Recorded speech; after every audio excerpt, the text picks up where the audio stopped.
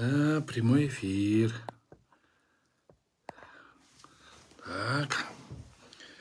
Так, шаш пушкандар. Көрбөй деле койсоңор болот. Батыраак сүйлөбөйсүң, тигинде мындай дейсиң деген фейктер. Шашпайлы болла. Суроо жок болот. Аз күтө туралы, ким келет? Так, азыр еще эчким кире элек. Так, эчким кире элек. Так, бир киши кирди. Тема бүгүнкү кызыктуу окуя төргө МВДнын төргөсү боюнча мерт кызыктуу окуя болуп атат. Ошол окуяны айтабыз. Так, бир киши келди. Бөлүшүп коюңуздар. Эфирде көбүрөөк киши болсун. Бөлүшүп коюңуздар. Так, ким болду экен ошону айтып койсоңор, мен саламдашып коюп кетет элем. Так, Аскеров, саламатсызбы? Баха дейт, саламатсызбы? Азыр эки киши кириптир.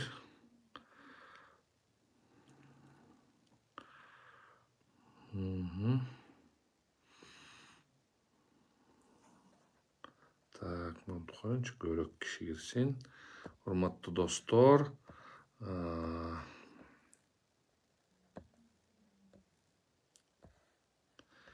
дагы 7 киши кириптир. Урматтуу достор,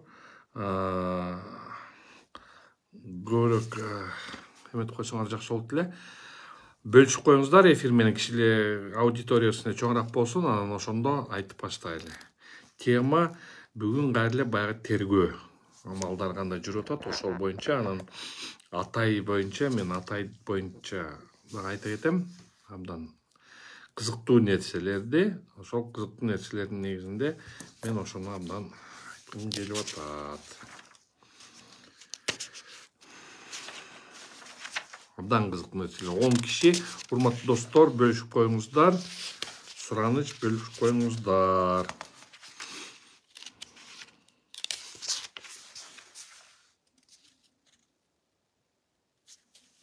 Бөлүшүп коюңуздар, 11 киши.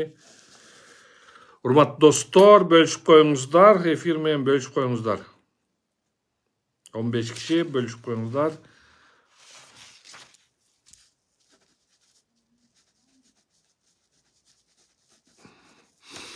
Он 7 киши болуп атат. Бөлүшүп коюңуздар эфир менен. Суроо жооп деген бар.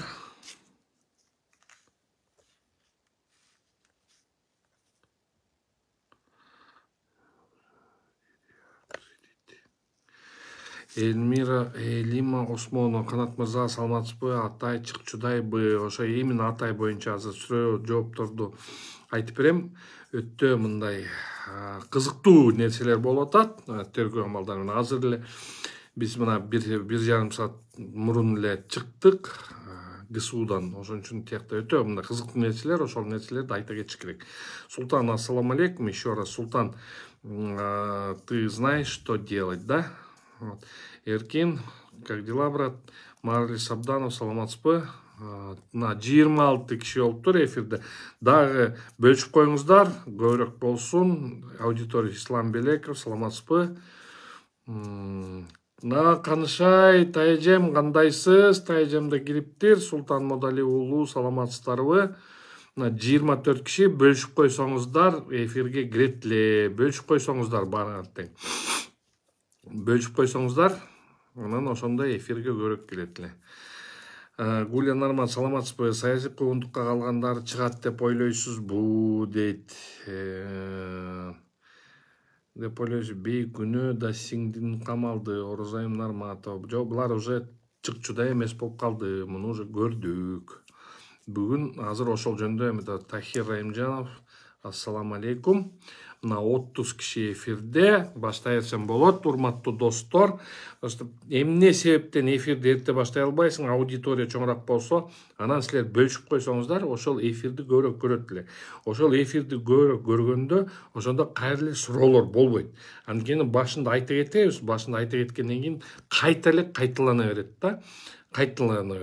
Ошон үчүн урматтуу достор, азыр бөлүшүп койсоңуздар, эфирдин времясын көбүрөөк кылып алсак, аудиторияны көбүрөөк кылсак, кийин ошолорго барбайт элек. Санар Думанаев саламатсызбы? Эркем Исаков саламатсызбы? Алымкул Алмагүл Кылычбековдун саламатсызбы? Нурлан иним кандайсың кам? Жакшысыңбы? Марат Абилов саламатсызбы? Бөлүшүп коюңуздар эфир менен. Бөлүшүп койсоңуздар эфир менен жакшы болот эле. Же лайк коюп койсоңор ошондо дагы эфирден болот. Тенмир Осмон атай чыкса кайра баштайт. Буларды чукуп поэтому чыгарбай жатышат. Атай чукуучу эмес. Атай болгон как она есть айтчы. Дамира саламатсызбы? Именно сизди күтүп аткам. Качан чыгаркын? Гуля Нармат эмне үчүн кылмыш курамы жок, далил жок, эмне чыкпайт. Эми ошол кызык нерсе болуп атат. Султан Мадали уулу саламатсызбы? Замира саламатсызбы? 48. Ничо Нурлан жакшы, Кудайга шүгүр. Эми 48 киши болду. 48 киши болду. Эрнест Субанов, Эрнест иним кандайсың? Эрнест туура эмес өтө нерселер болуп атат. Биздин абабызды катуу эле анга түртүп атышат. Ошону абамдагы кишине карап койсо болмок да. Карап койсо болмок. Тем более мында. Эми урматтуу достор, эфирди баштай беле. Мына 45 киши эфирди баштай берсек айтсак болот эле. Урматтуу достор, баарыңар билесиңер, 26 саясий куугунтукка алынган тиякта кишилер болуп турат. Эми ошон саясий куугунтукка деп туруп айтканга мен деле аны айта албайм. Анткени мен как юрист катары, мен муну деген просто как адвокат катары мен муну кылмыш иши дейм. Бирок эмне себептен муну саясий иш деп туруп, эмне үчүн буларды саясий куугунтук деп туруп, эл дагы, биз дагы баарыбыз айтканыбыз бир нерседен. Бул кылмыш ишинде коюлган беренелер боюнча, кылмыш ишинде бир да кылмыш курамы жок. Кылмыш курамы жок нерсени момда болду эле деп туруп айтып атат. Мына ошол эмеде Гасса Италия деген жерде сөздөрдү диктофонду запистер бар экен. Ошо запистерден биз момда кылалы, митингге чыгалы деп айтып атат. Ооба, анда айтканы бар.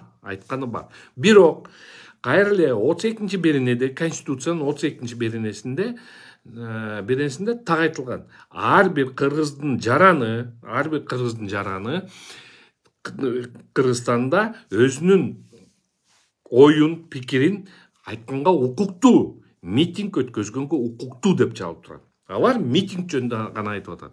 Бирок кылмыш курамын аягына чейин чыгарып туруп, анан муну кылмыш болду деп айтсак, бул деген кылмыш иши аягына чейин чыгарыш керек болчу. То есть, ошонун негизинде могу жерде эл чогултуп, ошол жерде открытый призыв кылып, момундай чыгып алып туруп кыйкырган, момундай чогулгула, тинткиле, мынткиле деген нерсеге барса, кылмыш курамы бар деп эсептесе болот эле да. Преступление, юриспруденцияда орусчасынан преступление было бы оконченное. Бирок бүгүнкү күнү ошол жерде Асия Жеге айтып атат, момундай сүйлөгөнсүңөр, тигиндей сүйлөгөнсүңөр деп туруп митингди алар деген жөн эле эметип атат, что момундай туура эмес багытка тартат, биздин бийлик туура эмес багытка тартат, момундай деп. Ошон үчүн биз деген өзүнүн Конституция 32-чи беренеге ылайык биз өзүнүн ой жүзлөрүбүздү айтышыбыз керек деп туруп, ошолор боюнча мына иш козгоп туруп, алар камакта жатышат. Бул өтө түшүнүксүз нерсе. Алтынбек, кандайсың досум? Жакшысыңбы, амансыңбы? Улук, салам алейкум. Эми Гасса Италияда ким болгон? Гасса Италияда ошол мына азыр олтургандар болгон. Гасса Италияда Масалиев болгон, Мадумаровтар болгон. Аларды козгобойт, потому что алар боюнча эмнегедир отдельный производство менен кеткенби, же кандай түшүнүксүз болуп атат да. Но булар уже айтып атат. Ооба, биз барганбыз, биз укканбыз. Мына Масалиев Исхак Абсаматович айтты. Мен аяка баргам, мен уккам, эч кандай призыв аякта болгон эмес деп атат. Ошондуктан туура эмес ишти жүргүзүп атасыңар деп туруп, мына Исхак Абсаматович айтты, Мадумаров айтты, ошонун баарын айтышты. Бирок дагы могу жерден бир нерсени айтып кете турган нерсе, ошо Гасса Италияда Кемпирабад боюнча кыймыл түзүп баарын эметкен жерде мына Атай Бейшенбек Атай Бейшенбек аякта болгон эмес. Аяққа барған емес. Соц тармақтарда, Facebook баракчасында қарап көріңіздер. Атай Бейшенбек ошақта айтып атат, шылдыңда атат, наоборот айтып атат. Сілер мындай, сілердің ошо комитеттің эрдин, эмеңерди, списагыңарды анықтабайсыңар десе, аны Равшан Жээнбеков жооп берип атат. Жок, аны биз деген в закрытом режиме эметип атабыз деп карап атабыз деп айтса, ошондо Атай ошондо күлүп коет. Силер дагы ушу бийликте бүт закрытый режимде өткөзүп атасыңар деп күлүп тамашалап туруп аякка чакырган. Бирок Атай барган эмес. Анткени бул башынан эле Атай мен боло, биз деген өзүбүздүн арабызда биз мындай сүйлөшүлгөн сөздөр. Биз деген митингке каршыбыз. Бир мыйзамсыздын коңторуш, мөңтөрүш дегенде биз каршыбыз деп. Биз ошол пикирди, ошол оюбузду карманып келатканбыз. Ошо Нарис, мен, Акжолтой баарыбыз тең ушундай бир эмени карманып келатканбыз. Биз деген мындай, бизге мына бүгүнкү күнгө чейин дагы айтып атайын, дагы айтып келейин. Биз эч кандай көңтөрүш же мит же течерде мыйзамсыз иштерге барбайбыз деп сөз. Бирок биз деген караны кара дейбиз, акты ак дейбиз деп туруп ошондой айтып атканбыз. Мына ошол боюнча караны кара деп жүрүп, акты ак деп жүрүп, кумтөр боюнча биз кечке какшап аттык, айтып аттык. Могу жерде момундай болуп атат, могу жерде момундай болуп атат деп ошолорду айтып аткансам, айткандан кийин ошолорду мына бүгүнкү күнү результатты көрүп атасыңар. Бөлтүрүк олтурат, бөлтүрүк показаниялар берип атат. Кече урматтуу өзүм эле абам болуп атат, Теңиз Бөлтүрүк кече өтө кызыктуу өзүнүн адвокаты менен, Кайсын Абакиров менен өзүнүн эмесин берип атат да, интервьюсун берип атат. Ошол жакта айтып атат. Ошол интервьюну окуп койсоңуздар, Кайсын Абакировдун баракчасына кирип, ошол жакта окуп койсоңуздар, өтө кызыктуу нерселерди. Мага кемпирабад боюнча, кумтөр боюнча мага берилген эмес, уруксат берген эмес, мага деп ошондой бир мааниде айтып атат да. Ошончо мына кумтөр жөнүндө биз айтып аттык, Атай да айтып атты, мен да айтып аттым. Ошондо мына бүгүнкү күнү результат. Минсельхоз боюнча айтып аттык. Мына бүгүн уже чыгып атат. Минсельхоз боюнча 11 000 киши иштейт экен деп туруп. Мына аны дагы айтып аттык. Мына могу жерде мэриянын туура эмес кылган иштерин айтып аттык. Могу жерде президент тегерегинде олтурган мындай калпычылар жөнүндө айтып аттык. Ошолордун баарын теги президентти мындай моонтуп жаап алган. Течерде бир бияктан катуу сөгүнбөй эле коеюн, бирок итпай-чотпайлардын баары чогулуп алып, мондай жаап алган да, эч ким эметпей. Ошолорго итпай-чотпайларга айтып коет элем. Силер президентти ушундай туура эмес иштер менен силер президентке саботаж кылып атасыңар. Силер президентти именно ошонго туңгуйукка түртүп баратасыңар. Почему? Потому что деген мына кайра эле биз жакшы ойлорубуз менен ачыктай болгондой мындай өзүнүн оюбузду айтып, мына өзүнүн деңгээлибизге жараша, мына өзүнүн эме образованиябызга каратып туруп биз айтып атабыз, могу жер туура эмес, могу жер туура болот эле деп. Негизи биз мыйзамдуу мамлекетпиз да. Бизде Кыргызстанда мыйзамдуулук биринчи четте болуш керек. Бирок бүгүн мыйзамдуулук эмне себептен, кандай себептен жок болуп атканын көрүп атабыз. Каякка барбагын баягы эле Мамайдын көрү. Каякка барбагын. Мына эмнеге мен Мамайдын көрү деп атам? Анткени мына айтып эле коеюн. Атай Бейшенбекке иш козголот. Кемпирабад боюнча барган эмес. Аякта болгон эмес. Эч кандай эмеге эметкен. Бирок ошолорду Кемпирабадка баргансың деп туруп, ошол жерде төргөчүнүн кагазына жазып турат. Мына Жээнбеков тиги булар менен кошулуп Атай Бейшенбек болгон деп атат. Биз тастыктап атабыз. Андай болгон эмес деп. Бирок ошону кылмыш курамы жок нерсени мындайча айтканда төргө айласын таба албай калды болуш керек. Айласын таба албай калды. Айласын таба албай калганда айла жоктугунан алып туруп ишти секретный кылып салбады. Засекреченный кылып салды. Засекреченный деген эмне?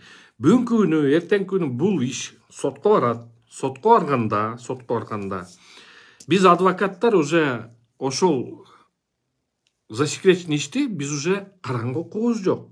Элге угузган укугу жок. Эч ким муну билбейт, журналисттер билбейт, биз билбейбиз, эч кимиси билбейт. Анткени бул засекреченный. Сот процессинде сот болот, адвокат болот, прокурор болот, секретарь болот. Анан бүттү. Башка эч ким кирбейт. Зато засекреченный.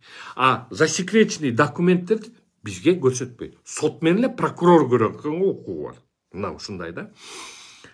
Анан ошондуктан тиякта эч кандай далилдери жок эле нерсени засекретить этип салды.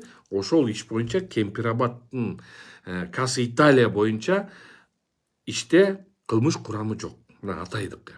Мына Эрлан Бекчөрөевдү айталы. Эрлан Бекчөрөев бул деген журналист. Көз карандысыз журналист. Ал ошондой нерселерге барып, ошакта угуп, ошонун деген элге жеткизет. Кайым неге мындай эмелер деметтиңер, ал да түшүнүксүз болот. Марат деген бала бар, тиякта Марат ким эле?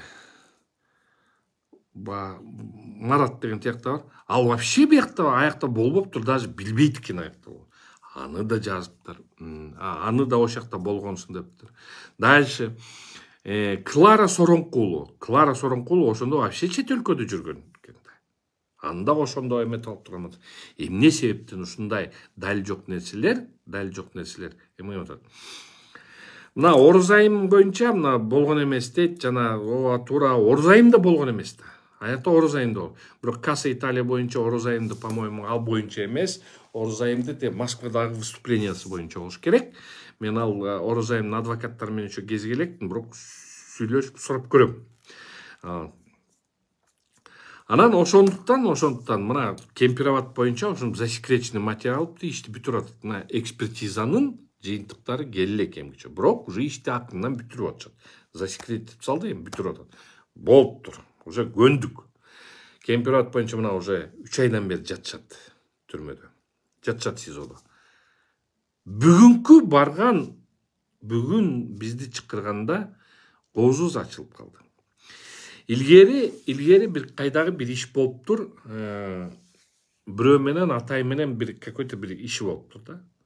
Ал иш курамы, во-первых, срок давности бүткөн, срок давности эбак эле бүткөн, аны уже 2 айга кыскарган. Бирок за отсутствием состава преступления иш толугу менен кыскарган. Бирок толугу менен кыскарган ишти кайта алып, кайта отмена кылып, ошону кайра Атайга мойнуна илип атат. Бул атам заманда өткөн нерсени отмена кылып, уже 7 жыл, 8 жыл өтүп кетиптир. Ошол нерсени жасап атат. Бул экинчиси. Үчүнчүсү эң кызык нерсе. Мына мен силерге көрсөтөм. Мына могу жерде мындай токтом бар.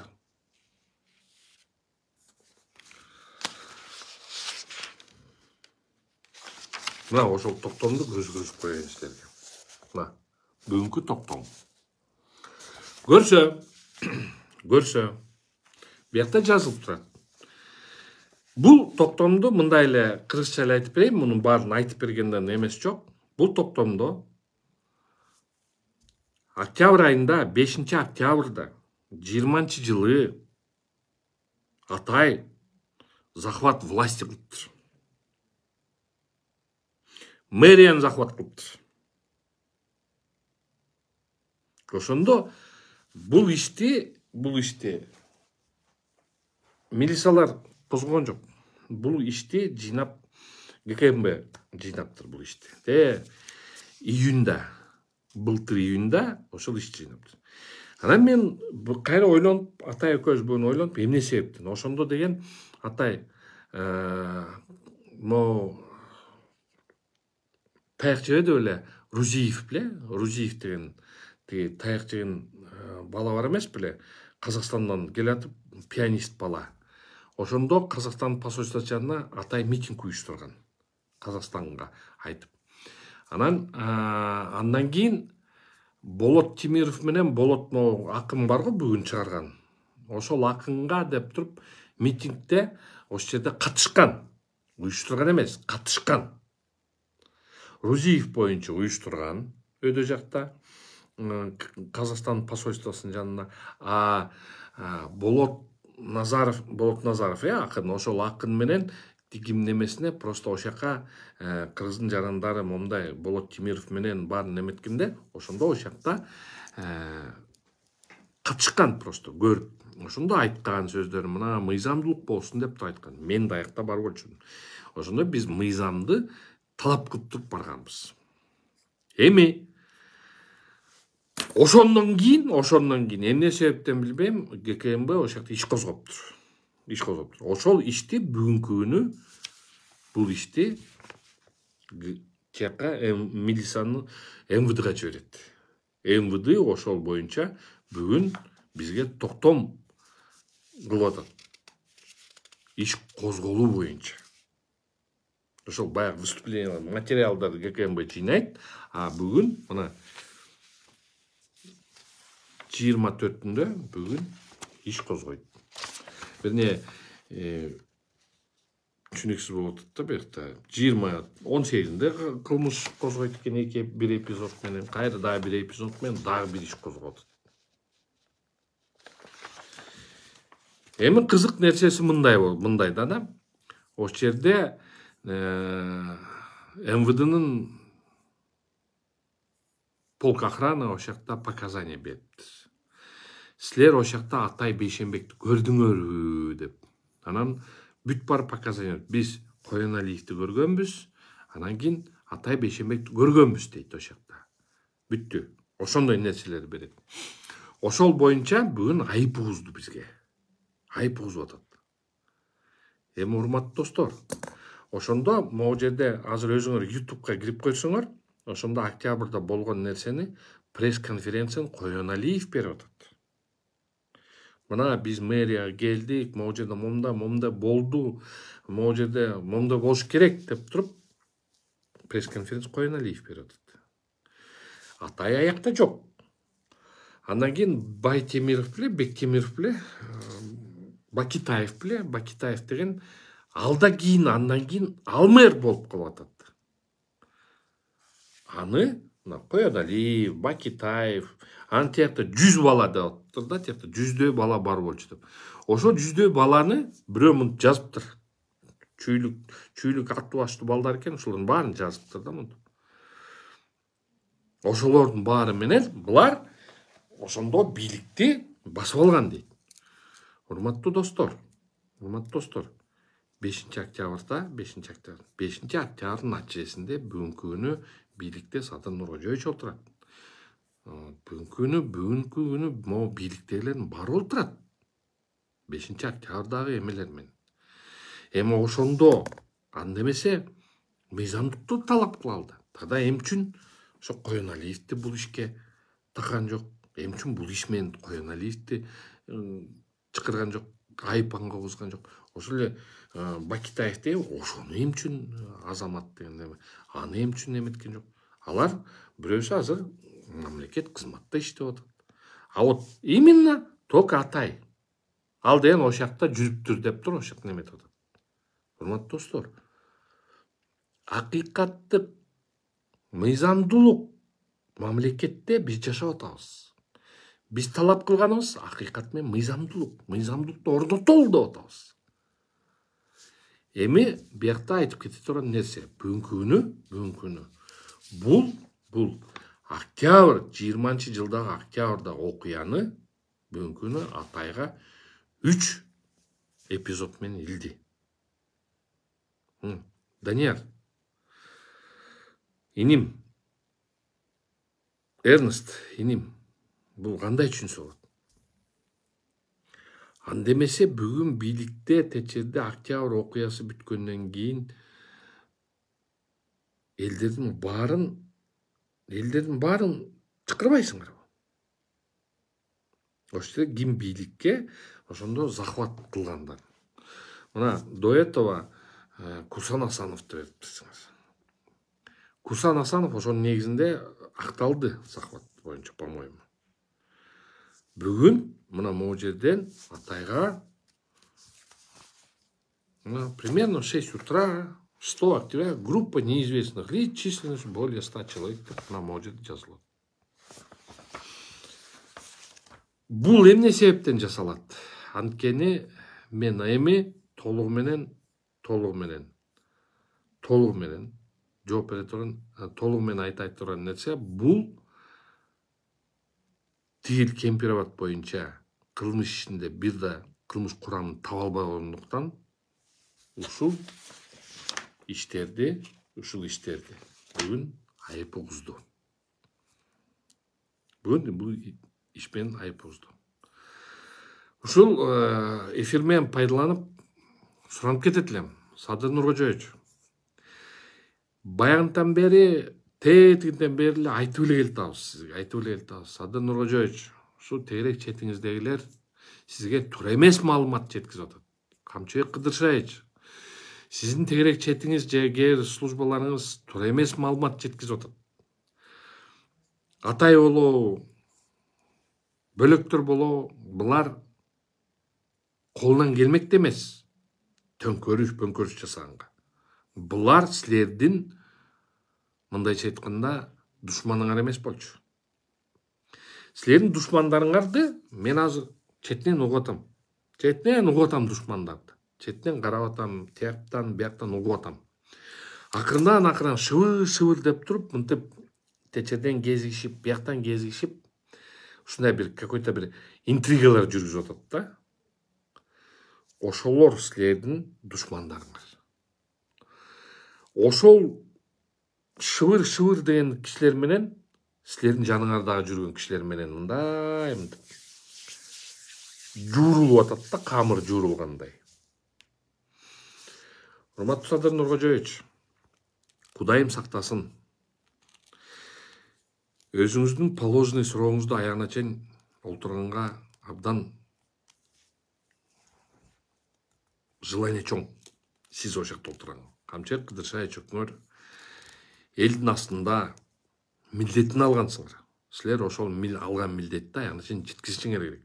Бирок жаныңызда жүргөн ушул момундай саботаж кылып, ушундай иштерди токуган кишилер, булар именно ошолор биринчи болот силерди саткандар. Ошол эле жаткан Атай, ошол жаткан Эрлан Бекчүрөев, ошол эле жаткан Али, ошол жакта жаткандар, булар наоборот силерге бетиңерге айтчы. Кыргыздын илгертен бери макалы бар. Кыргыздын макалы бар. Дос күйгүзүп айтат.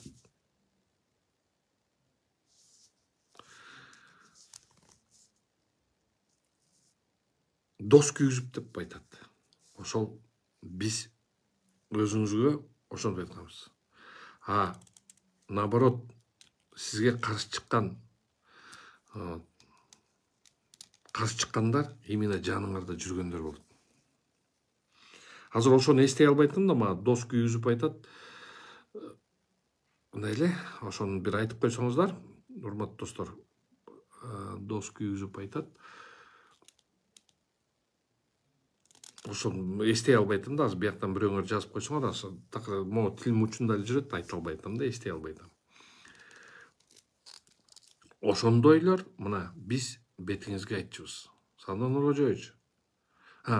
Душман сүйдүрүп айтат. Мына могу жерде Сайрагүл доктор Лео рахмат, Элина Осмонова рахмат, Медер иним жакшы айтууга эметтиңер. Душман сүйдүрүп айтат. Азыр сүйдүрүп айтканда,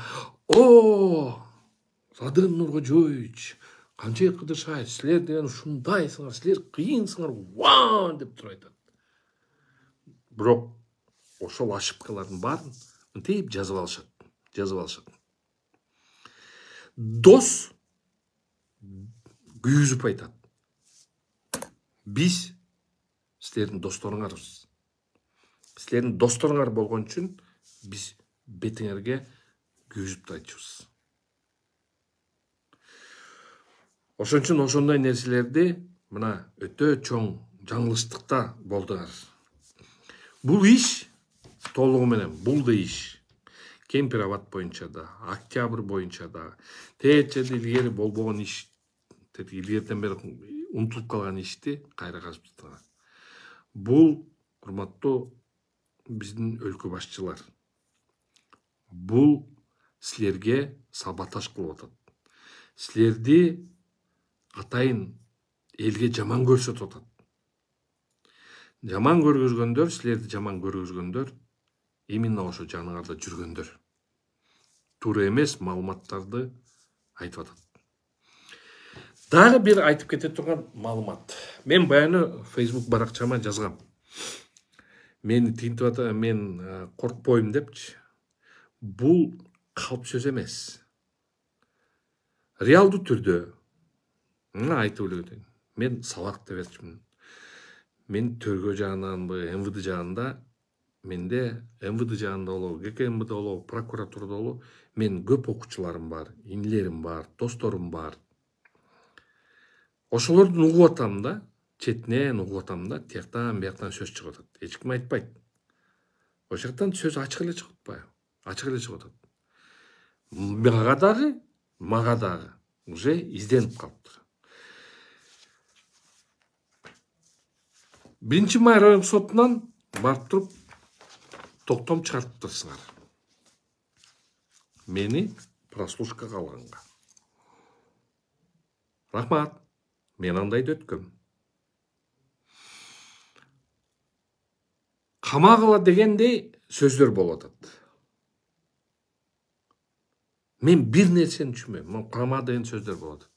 Мен бир нерсени түшүнбөй атам да. Эмне мынчалык кажети бар?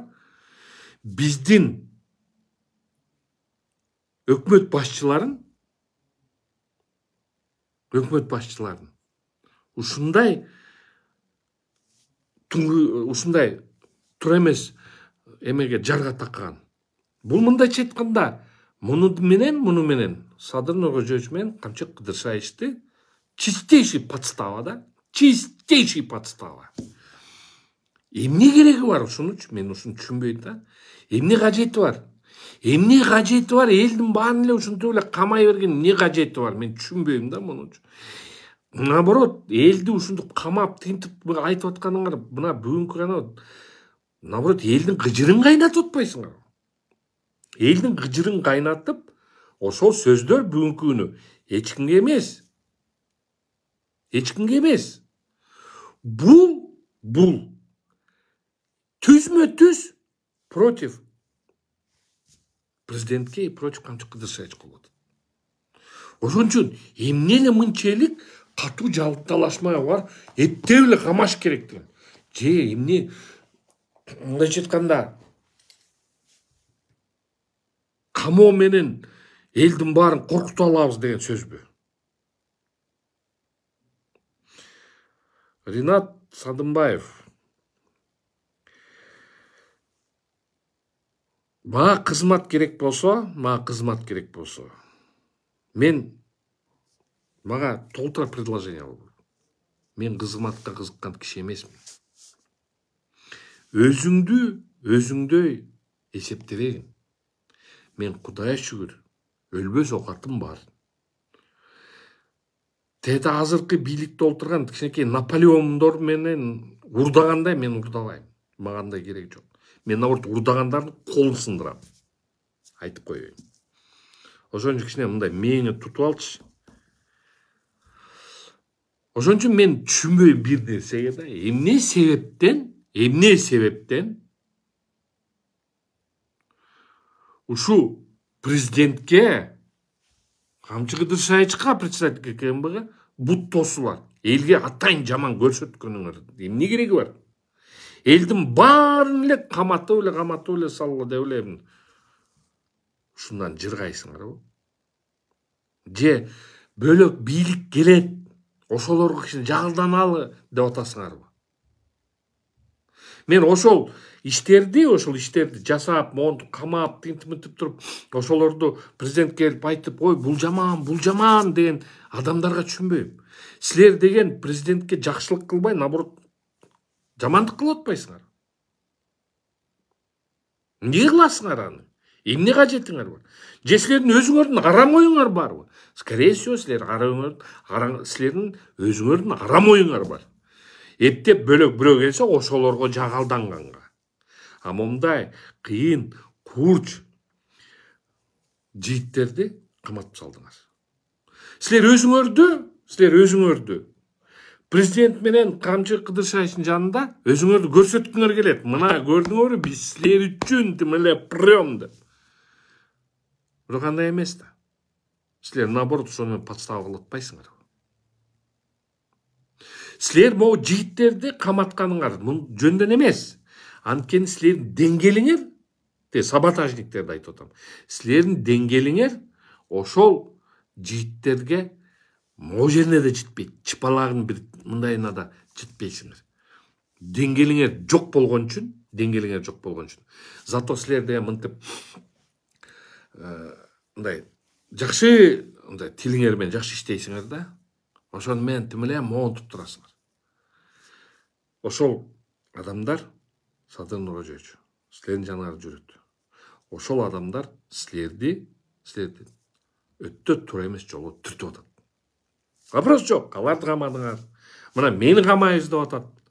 Мен азыр если мен чыкырып камайбыз деп калсам, мен айтам. Мен атын айтам, конкретно эле айтам. Эмне болгон, каякта болгон баарын айтам. Бирок азыр айтпайм. Бирок ошол сөз болот. Мына мени да камайбыз деп атат. Мен артыма семерканы жиберип атасыңар. ГКМ-ның да семеркасы жүрөт, МВД-ның да семеркасы. Ой, бакыштарга жоктон чай алып берип койсоңор болобу? Мен чай алып берип атам аларга. Мен андайларга барбайм, мен элдерге кезикпейм. Мага керек жок митинг, мага керек жок төңкөрүш. Бирок силер ушундай мындай кечирип коелу, шакалдарсыңар да. Шакалдар Садыр Нуркожоевич менен Камчы Кыдыршаевди туңукка, бокко түртүп аткан именно силер шакалдарсыңар. Ошондой шакалдар. Именно ошондой шакалдар. Булар любой бийликтин жанына келет. Любой бийликтин жанына келип алып туруп, тим эле бийликтин жанына келип алып туруп, таңго бийлейт. Монталып тим эле бийлеп беришет. Биз силердин эң ишеничтүү адамсыңар деп. Бир эме болуп калса, эртең күнү ошол ишене турган адамыңар первый очередь ошолор сатат. Ошон үчүн ошондой. Мына бул чистейший подстава. Бул чистейший подстава для президента. Бул чистейший подстава Камчы Кыдыршаевичке.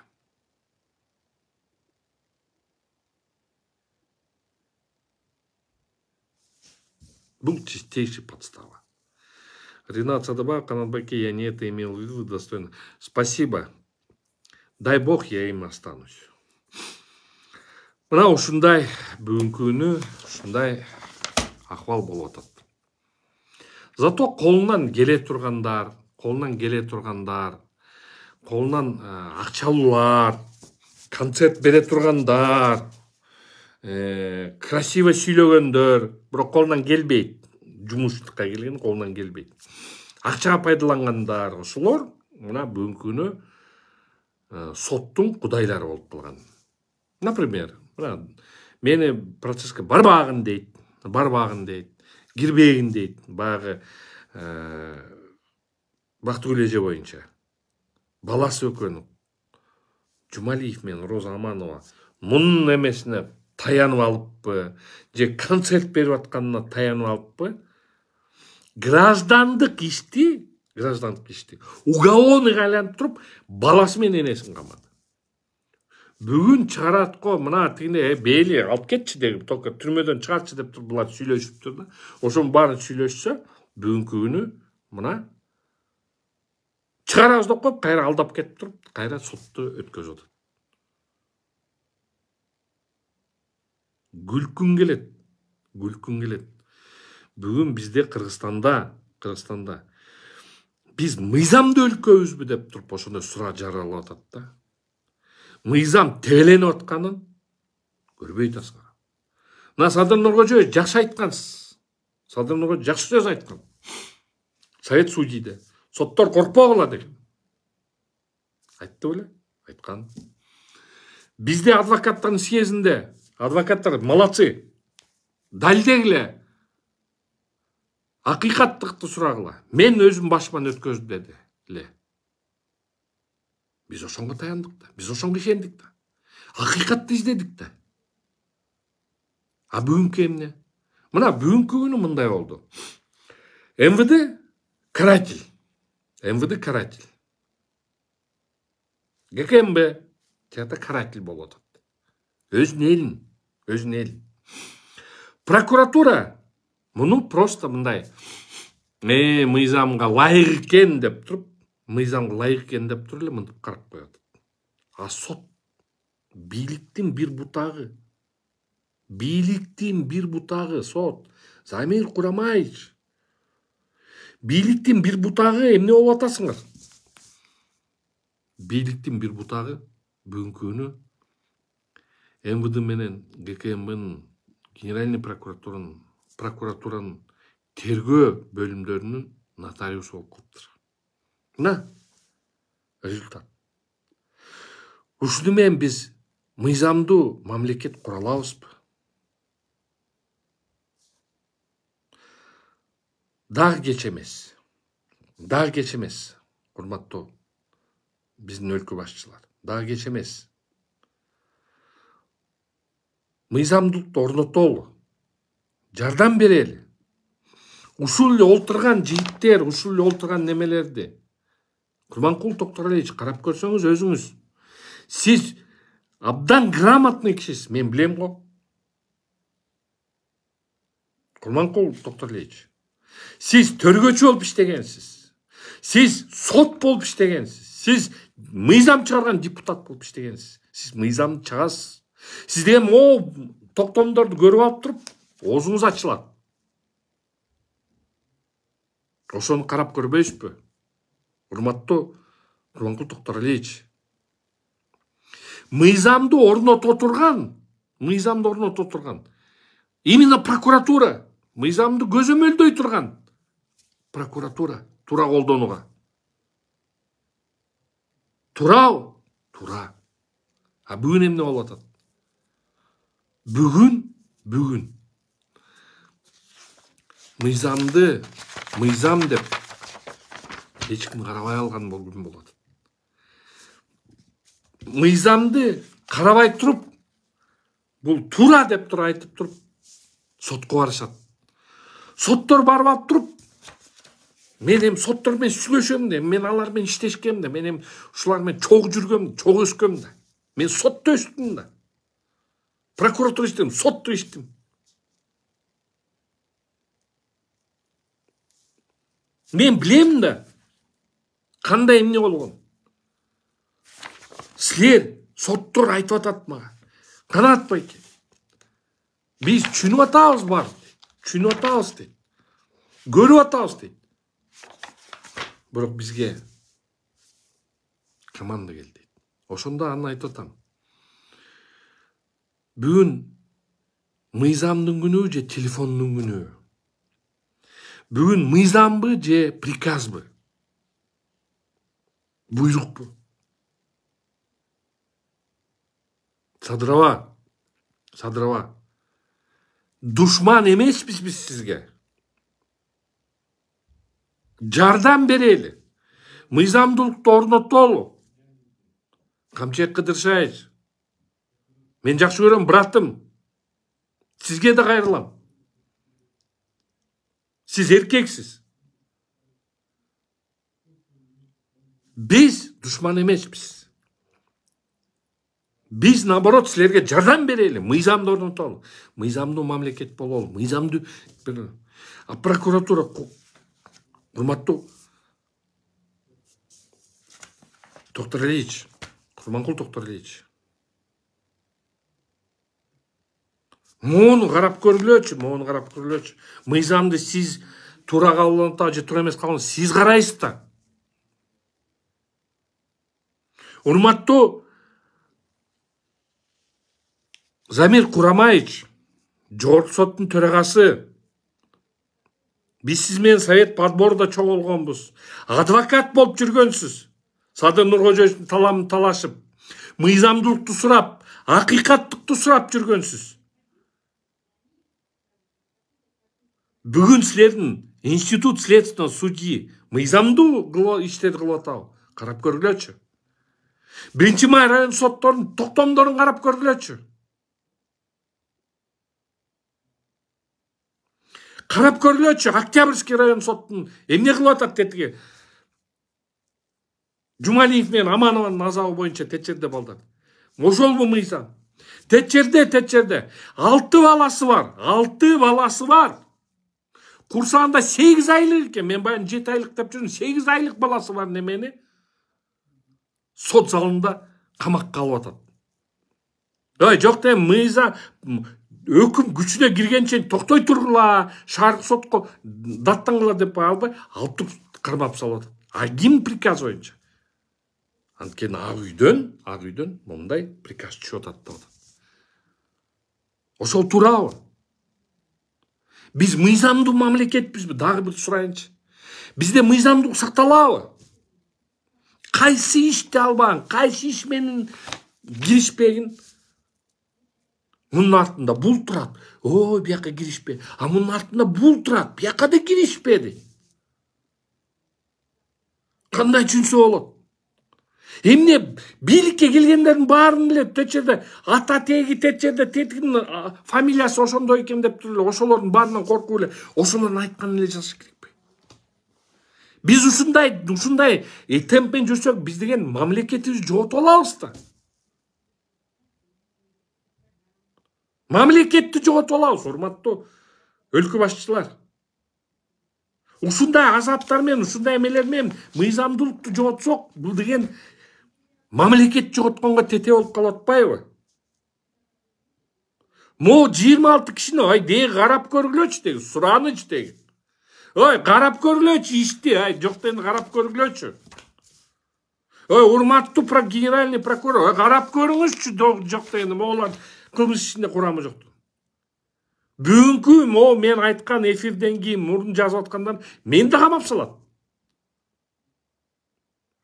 Ал кабаган менен элдин астында плюс заработать этпейсиңер. Наоборот, минуска кетип атасыңар, түшүнүп атасыңар ошону.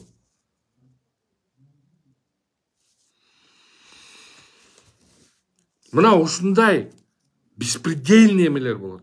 Каяка барбасаң эле бул мунун кишисинин иши, биз да сүйлөй албайбыз. Бул мунун кишиси, бул инисинин кудасы, кудасынын баласы, кудасынын баласынын кызы деп туруп эле азаптын баары ошол болот.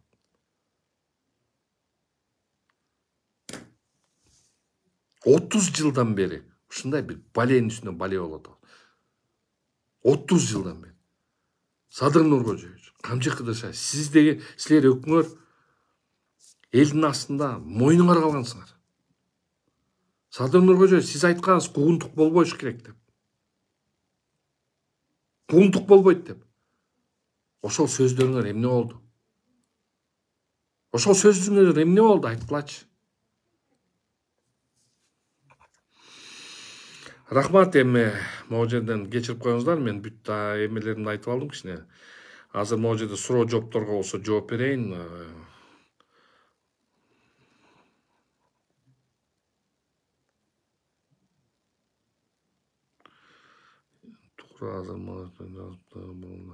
Эми могу жерден мына зэкмек деп атат. Бир чети мындай да, личное, орустарда личное пространство дейт да. Личное дейт. Анан кийин мондай өзүм мекем жумушун сындагыла. Туура эмес айтса айткыла. Пример айтып атам да, айтса болот. Жумушун айтса болот. Жасап аткан иш аракеттерине сын такса болот. Бирок үй бүлөсүнө, өзүнө же мындай эмелерге келтирбегиле, шек келтирбеш керек. Ошонуңар туура эмес. Могу зек, бек деген сөздөр булар туура эмес. Муну деген эметпеш керек. Ар бир адам Кудай сактасын, түрмөдөн жана больницадан. Ошон үчүн ар бир адам ошондой болуп калышы мүмкүн. Ошон үчүн зек, бек деп сүйлөбөгүлө да. Андай болбойт.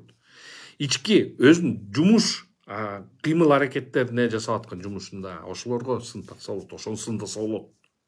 А бирок үй бүлөсүнө, бала чакасына, тетиги улутуна, тиги эмесине, аялына же дагы бирөөсүнө аларга айткан керек жок. Ал деген личный пространство, анга эч ким киришкен жок. Сөзү бул туура эмес.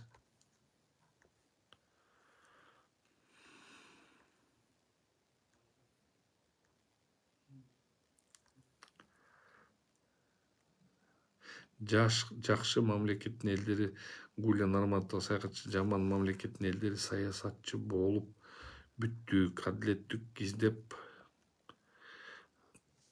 какшагатабыз. Ошол мен айтып аткан сөздөрүм ошол болуп атпайбы? Могу жерден урушпасаңыздар, эми ким кандай экен. Тынчтык болсун, туура айтып атасыңар Эрнет Сасанов. Алмаз, салам алейкум, брат. Оразалиев Алмаз, салам алейкум.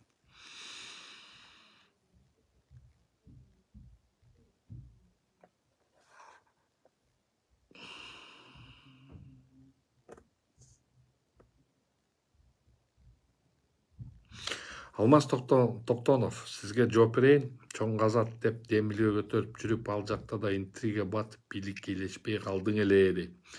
Сизге да Алмаз Токтонов айтып коеюн. Чоң Казакта пандемия маалында волонтерский движение Чоң Казакта болду. Мен партиясында, мен болгону Чоң Казак кыймылында волонтерский пандемия маалында эме шаарды жапканда элге кызмат кылып жүрдүм. Ошол жердеги жигиттер менен биригип алып туруп 14.860 үй бүлөгө элден жыйнап, мен ошондо өзүм машинемди ломбардка коюп элге продукт ташыганбыз. Муну баары билет.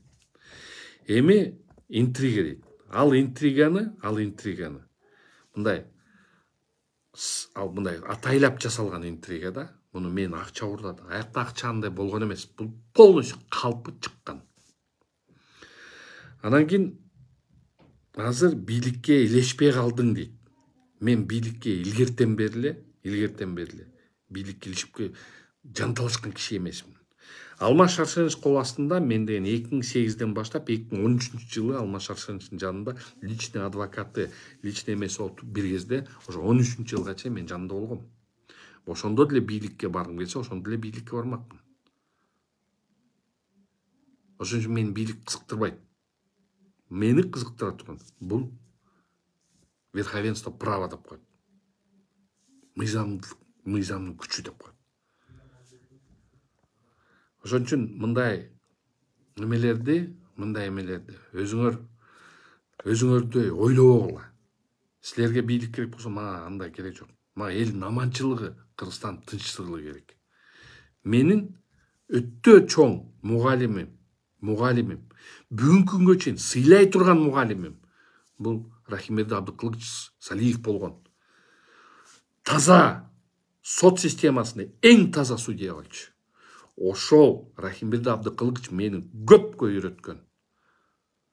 Мыйзамдуулук болуш керек мамлекетте. Именно Рахимберди Абдыкылыч мени үйрөткөн. Бул менин руководителим болчу. Ошон үчүн ошол айткан бүгүнкү күнгө чейин мен ошону сактанып келдим.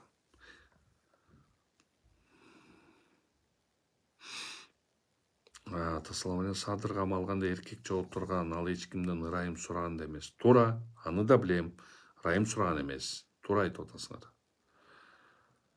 Адилет Табалдиевич дейт, ырайым сураган дейт. Мен маны билбейт экенмин, бирок менин угушум боюнча ырайым сураган эмес.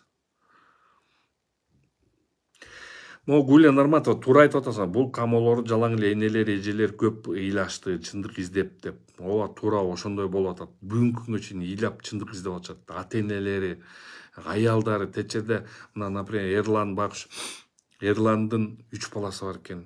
квартирада жашайт экен келинчеги. Алар кыйналып, мен да колуман келишинче азыр, мен деле мындай бай адам эмесмин, мен деле колуман келишинче мен да жардам берипмин анча мынча. Тияктан да достору, Эрлан жакшы бала экен, жакшы жигит экен. Тиякта достору бар экен, жакшы тың достору бар экен. Ошолор жардам берип атат. Ошол эле Али, ошол эле течерде эмелер жардам берип атышат. Ата-энелер ыйлап атат, боздоп атат. Ошолор да караш керек болчу. Революция болуп атканда Камча Акаң Шармандын кабинетине отурганын жалдап, муну деген мен айта албайм, мен жанында болгон эмесмин, мен андай нерселерди айта албайм. Мындан арыраак болуп жүрөлчү, мындай немеден арыраак болуп жүрөлчү. Зарема Зарлыкова, вы думаете, он вас слышит? Я надеюсь, что он услышит. Я все-таки надеюсь, что он услышит. Я надеюсь, что все-таки гнев на милость, ну, хватит, наверное. Ну, зачем всех подряд? Ну, зачем против идти? И так сейчас в мире, в геополитике такие катаклизмы идут, страшные катаклизмы. Эти катаклизмы нас еще могут задеть. И вот не дай бог, чтобы вот это все случилось. Не дай бог. Мы же все прекрасно понимаем, что вроде бы не говорим, но Третья мировая, она идет. И она идет не... Она идет. И она не может просто... Не дай бог, конечно. Не дай бог, чтобы Кыргызстан оказался в этом дерьме. И так проблем много. Зачем еще внутри накалять обстановку? Вот этими арестами. Для чего? Я не могу понять, для чего они это делают. Зачем внутреннюю обстановку накалять? Они думают, что испугают народ. Народ уже не испугливых. Посадите одного, десятки появляются. Ну зачем? Вот скажите мне, цель какая в посадке вот этих людей? Я не могу понять. Цель. Что вы хотите от этого получить? Это не те люди, которые могли бы организовать какую-либо революцию или же митинги, переворот. Это не те лица. Они могут болтать, ну, могут сказать, но они не те лица, чтобы могли там что-то сделать, там переворот. Но это не те лица. Те лица, которые я же вижу, в кофейнях там собираются. Я же часто, я каждый день практически живу в кофейне. Я сижу на том месте, когда я вижу, кто заходит, кто куда. И, извините, известные лица тихо заходят и тихо говорят. Кто за рубежом сидит, деньги копытит. Вот те, которые могут сделать. А эти все, да ни у кого там денег нету, чтобы совершить какую-то революцию или еще что-то. Но вообще нам в Кыргызстане революция начата не нужна. Мы все-таки должны жить в законе, мы должны верховенство права. Мы все-таки должны проводить выборы. Мы должны проводить открыто, все честно, прозрачно. Ну, назначили, ну, дайте им, ради бога. Ну, говорят же, говорят о том, что есть такие промахи, то-то, то-то. Исправьте это. А вы вместо того, чтобы этих людей сделать союзниками, вы их, наоборот, сажаете. Их, наоборот, сажают. Для чего? Цель какая? Я смысла никак не могу понять. Вроде бы не тупой, но я не могу понять и дать смысл. Для чего их сажают? Смысл какой их сажать? Я не могу вот этого понять. Для чего? Вот сами подумайте, уважаемые, если вы, уважаемые два байкеши моих, вот вы два человека, вот просто задайте себе вопрос, для чего вы их сажаете? Смысл от того, что их сажают. Смысл. Но это же не вы делаете, это вам преподносят и говорят, вот этот так сказал, а этот вот так сказал. И вы не перепроверив, вы делаете выводы.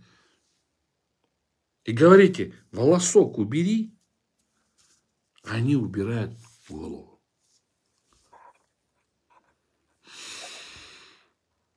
Гуля Нурмат өлкө деп эмне кагазга жазылган, сады жабык адилеттүү чечим чыгарсын. Ооба, ошону эле суранып атабыз. Али, салам алейкум. Абдырайым Укуев, азыр келе албайм. Баягыда келейин дедим элем, жаңы жылдык майрамдарда, бирок ооруп калып келе албай калдым. Рахмат саман. Ошол ынтымакка чакырыш керек. Элди ынтымакка чакырса, ой, биздин кыргыз элибиз, ой, ананайын эл да, биздин кыргыз элибиз, биз ананайын эле бир элибиз да. Ушунчалык ак көңүл, айкөл элбиз да. Эми бири-бирибизди көрө албасак да мынтип бирибизди чукуйбуз. Бирок чын-чынына келгенде биз айкөл элбиз да. Ой, биз алданып калабыз кыргыз эл. Ой, ынтымакка чакырып, мынтип туруп башынан сыйлап койсоң, бир тамак берип койсоң эле, ой, рахмат деп туруп кетебиз да. Мен ошону түшүнбөйм. Эмне себептен ошону кылып атасың? Ынтымакка чакырткан ордуна ыдыратып атасың да.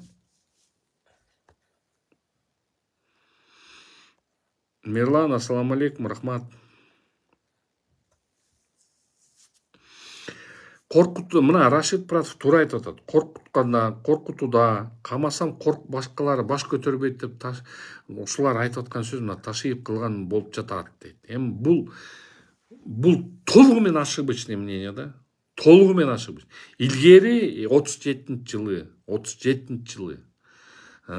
Сталин маалында Ежов, Маленков, Берия деген маалында коркутуп үркүтүп эмелер. Эми бул деген чоң мамлекет. Ошол жерде гулагтар демек эмне деген акчалар кетип, ошо коркутуп үркүтүп эметсе ошондо эл корккон. Ошондо деген СССРдин мындайча айтканда жарым бөлүгүн камап ташташкан. Враг народа деп. Ошондо элдер корккон. Бүгүнкү күнү ал метод өтпөйт. Анткени момундай бүгүн модернизм биз деген азыр современный мирде жашайбыз. Момунтип эле мени камап салсаңар, эртеңки күнү мени камап салсаңар, к примеру, эртеңки күнү бөлөк сүйлөп чыгат. Мына Атайды камап салдыңар, Атайдай сүйлөй турган балдар дагы оно чыкты. Тигине көрүп атабыз. Ачык эле чыгып атышат. Анда зачем смысл? Түшүнбөйм да. Турсунбай, ассаламу алейкум. Ошон үчүн айтып атпаймынбы? Азыр эл коркпой калган. Эл коркот болчу. Бирок силер өзүңөр түрмөнүн абдыракатын буздуңар да. Элдин баарын камап эле кое берип, төлөп камап кое берип коюп, бүгүн түрмөдөн деле эч ким коркпой калыптыр. Эми камалсаң амалармын деп койшот. Түрмөнүн баркын кетирдиң. Түрмөнүн баркы кетти. Мурда түрмөгө түшүп калат элем деп коркчу эле. Азыр андан коркпой калды. Мына ушундайларды камап эле, момунтип эле бир колесо кылып атасыңар. Андан коркпойт эл уже. Коркпойт экен. Смысл жок. Ошентип туруп, мына урматтуу достор, бүгүн Кудайым сактасын, геосаясаттан алысыраак бололу, 3-чү дүйнөлүк согуштан алысыраак бололу. Кыргызым аман болсун. Кыргыз элин тынчтыкта жашасын. Кыргызстаныбыз өнсүн. Кыргызстаныбыз күчтүү мамлекеттердин бирине кирсин. Кыргыз элибиз эң кеңпейил, айкөл эл. Айкөл эл, кеңпейил айкөл эл. Ошолорду мына бүгүнкү күнү Кыргызстаныбыз ушу тынчтыкта болсун. Тышкы саясатта кулактандырып, аяктан акырын өтөлү. Ушу 3-чү дүйнөлүк согушка катышып кетендей. Бирок ошондой кылганда, могу ички саясатты да элди кыжырды кайнатпай, наоборот, ынтымакка чакырыла. Айкөл эл, кыргыз элибиз айкөл эл, алтындай болгон эл. Алтындай болгон элибизди алып калалы. Тышкы душмандардын алып калалы. Ички душман жок. Мындай түшүнүксүз болуп атат. Көрө албастык, түшүнүксүз нерселер болуп туруп эле ички саясатты күчөтүп атат. Керек жок. Бизде Кыргызстанда оппозиция жок. Илгери бар болчу, мына эмелер Текебаев, эмелер болуп алып туруп, Атамбаев болуп алып туруп, Бакиевдин эмесин чыгып, мындай чоң оппозиционный движениялар болду. Азыр жок андай оппозиция. И болбойт. Андан коркпой эле керек.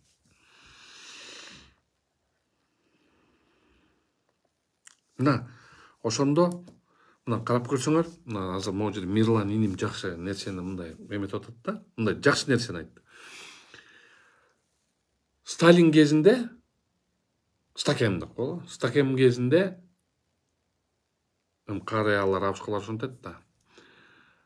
Маленков, Ежов, Ягода, Ягодин беле, Ягода беле, Ягода, Берия дегендер болуп, булар ошол террордошулар кылган да. Сталинге да ошентип, ой, бул враг народа тигине мындай деп алып келип. Аягы жүрүп алар тарыхта калды. Бирок тарыхта эң эле страшный болуп Сталин калды. Сталин репрессия кылды деп эметишет, көрдүңөрбү? Ошон үчүн Хрущев чыгып алып туруп, культ личности Сталин деп кыйкырып чыккан. Маленковту, Ежовту, Берияны, Ягоданы айткан эмес. Алар именно өкмөт башчысын айткан.